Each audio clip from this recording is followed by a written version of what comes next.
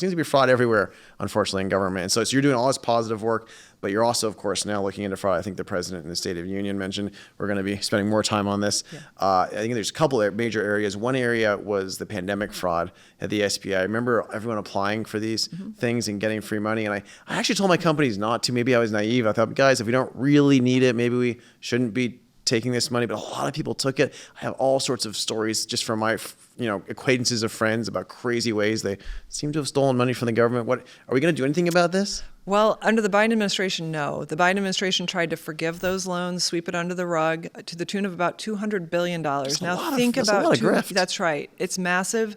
And so we're going state by state, and really the cover was blown off when we saw the social welfare state of Minnesota. And we went into Minnesota and just said, let's look at what happened during COVID. Turns out $430 million of fraud in Minnesota. Then we go to California, $9 billion of COVID era fraud. So far we've taken 120. Where's all this money? Where did it go? Is this the inflation we experience? Where is this money? Yeah, the San Francisco Fed came out with a survey that said about 43% of inflation can be explained through massive government spending. So that's what's been great about the Trump administration. Yeah. I've cut my own agency's headcount by 53%. That's about $300 million a year just in salary and expense. Wow. We've cut $3 billion of needless contracts out of there. Thousands of seat licenses we weren't paying for. Are you paying for, but you weren't using, right? We were paying for, but not using, and then dozens of offices that had 0 or 1 people in them. So, and hopefully, every agency is moving quickly because we have a once in a really generation opportunity to transform the size of government that is putting cost pressures on small businesses and taxpayers. So, are foreign governments involved or criminals involved? I hear rumors that people in prison would apply for these things with their families, and just where is this fraud coming from? How are we tracking? Everywhere. So we had an inspector general report that said there were hundreds of people from overseas IP addresses that were getting PPP loans. There was just no guardrails. We moved very quickly when we came into the SBA to put up guardrails, make sure non-citizens are not getting any SBA money. That was never. It seems pretty intuitive not to give it to non-citizens. We never had citizenship. Wow. Just a random person from anywhere in the world could come and get money. Well, that's done. So not anymore. Yep. You missed it now. Yeah. So, but we're looking into there's PPP, there's 8A, there's every. Well, that's the other big area, unfortunately, too, is 8A, right? Which is, I think it's kind of tough to talk about because it was done for the right reasons. This is the area that tries to help minorities and tries to help people from communities that otherwise wouldn't access things. But unfortunately, that seems to have a massive amount of fraud as well. Well, what happened is it's a program for the socially and economically disadvantaged small businesses. And what really under Obama and Biden, they turned it into race-based contracting. And obviously that's unconstitutional. We've removed all requirements of race-based contracting in there. And we've restored it to what it should be, which is if you have an economic and a social disadvantage and it's demonstrated and documented, and then you meet certain guidelines, which is another thing. The guidelines hadn't been enforced. Yeah. So you have multimillionaires getting these small business loans.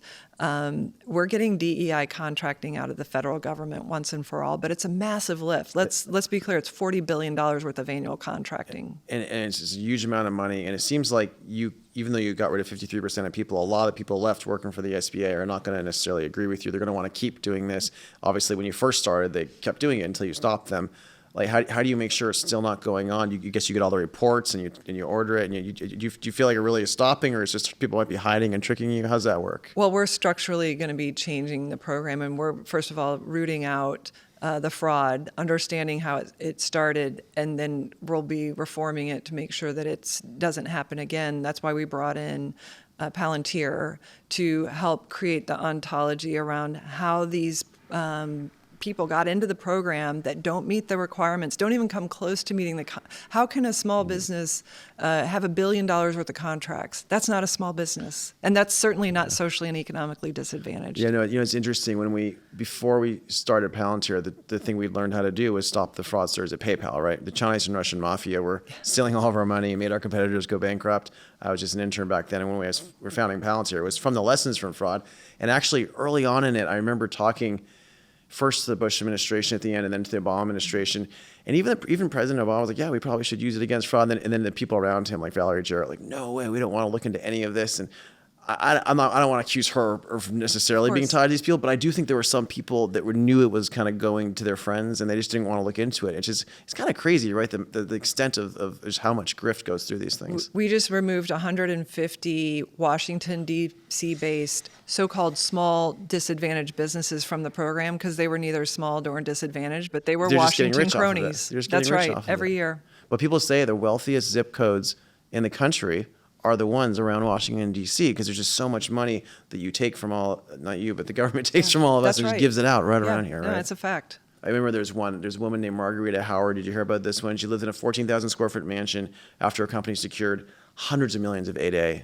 Because she had multiple companies and they're all going through it. Like people just got really, really, really rich. It's like no one was even looking for years, and they just kept getting so rich off these things. Well, and politically, the Biden administration really promoted this. I mean, they moved it up from a 5% statutory target to 15% of all government contracting. That's why the program almost doubled under Biden, and it went to about 80% no-bid contracts. Just giving to their friends. Just no bid, single just if you are sole connected source. into the Democratic Party friend who's running it, you will get this contract. You just get it. And it's massive.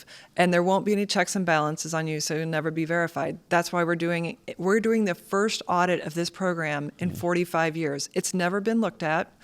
We've already kicked 1,000 people out of the program. Now we're kicking them out. Should any of these people be prosecuted? I mean, some of this was that's probably part two. Yeah, that takes a little bit longer, but we're working closely with federal investigators, including our own Office of Inspector General, on everything fraud, waste, and abuse. I feel like there need to be, and by the way, if people thought they were doing something legal, that's different. But if they knew that they were getting away with something, that's right. We need to go after some of them. That's right. And we need to look at the program holistically, and we'll be communicating across the federal government because 8A is particularly important to the Department of War. And we want to make sure that our warfighters have the very best qualified contractors at the very best prices.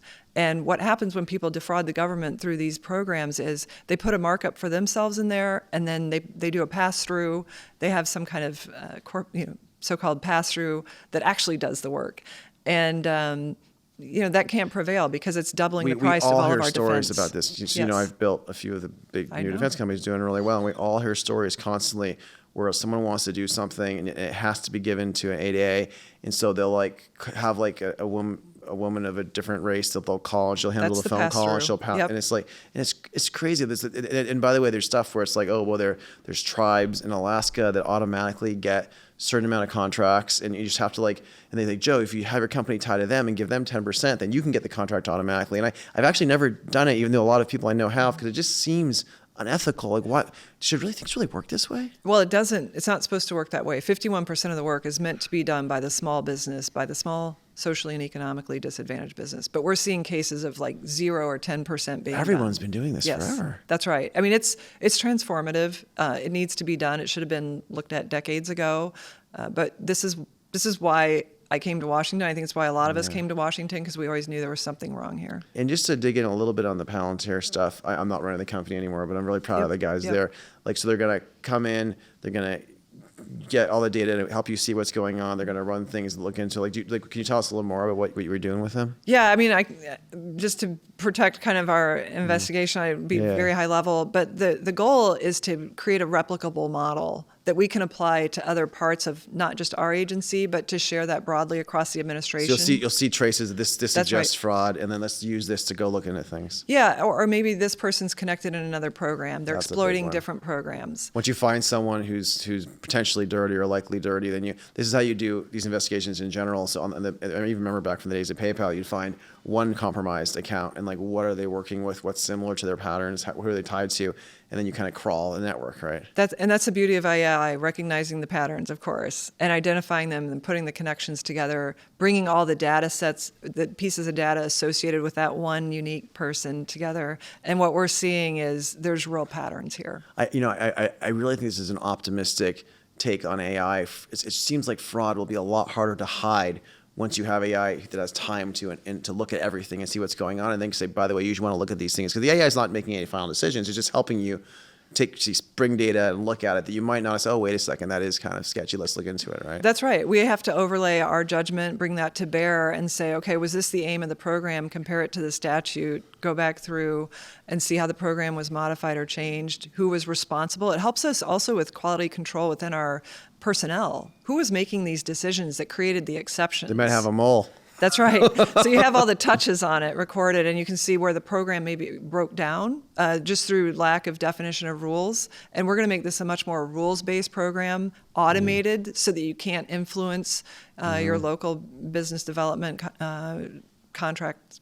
It's interesting because in the old days, you did kind of want someone at the bank to have some sense of the character or some sense of judgment. I mean, that would have been nice to have some sense of the integrity, but that's harder to do now with people, huh? Well, I think in banking, it's a little different than a rule set that you need to meet this income threshold. You need to provide 3 years of your IRS, your tax returns. And if you fall outside that, you just can't even apply for the program. You got to make sure the rules are enforced. You can't jawbone your way into it. And then maybe at the end, there's some other screen. Yeah, or you can't use political influence to have a congressman call and get you in the program. Like, you're just not going to get in. Which unfortunately is how a lot of this town does seem to run for everyone in the background.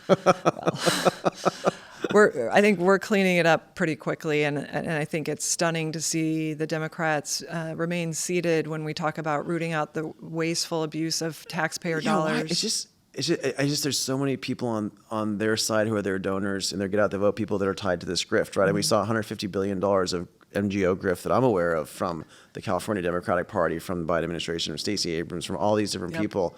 It is just like, it's unfortunate, but it's part of their party's funding, it feels like. Well, yeah, and the SBA earlier last year had to remove USAID's contracting authority because they were blowing out these programs. 8A programs for $700 million for one contract to detect the root causes of migration into the United States. That was a small business contract. $700 million? Yeah, and it was bought through bribery.